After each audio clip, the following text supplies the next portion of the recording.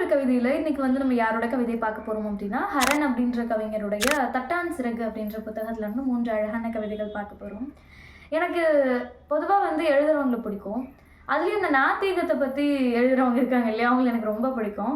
அப்படி அவருடைய வரிகள் வந்து, எல்லா கோவில் வாசலிலும் யாசகர்கள் எடுத்துக்காட்டாக இருக்கிறார்கள், கடவுள் கல்தான் என்பதை நிரூபிக்க அப்படின்ற அவருடைய கவிதை ரொம்ப அழகாக இருந்துச்சு. இன்னொன்று, இது வந்து ரொம்ப உண்மையும் கூட. இந்த வரிகள், கொஞ்சம் விலகி நின்று வேடிக்கை பார்த்தால் இந்த சினிமா, புத்தகம், தேநீர் இவை எல்லாவற்றையும் விட சுவாரஸ்யம் மனிதர்களை ரசிப்பதில் உண்டு அப்படின்ற அவருடைய வரிகள் ரொம்ப அழகானது, அப்புறம் உண்மையும் கூட இல்லையா. அப்புறம் இந்த வரி வந்து ஒரு புத்தக வாசிப்பாளராக என்னால் இதை வந்து புரிஞ்சுக்க முடியுது. எனக்கு பிடித்த புத்தகம் உனக்கும் பிடிக்க வேண்டும் என்று எல்லாம் ஏதுமில்லை.